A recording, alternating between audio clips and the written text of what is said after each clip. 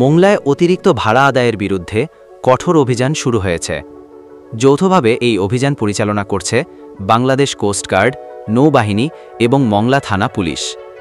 যাত্রীদের অভিযান ঈদ এবং উৎসবকে কেন্দ্র করে কিছু অসাধু লঞ্চ এবং নৌকার মালিকরা নির্ধারিত ভাড়ার চেয়ে অতিরিক্ত টাকা আদায় করছিল।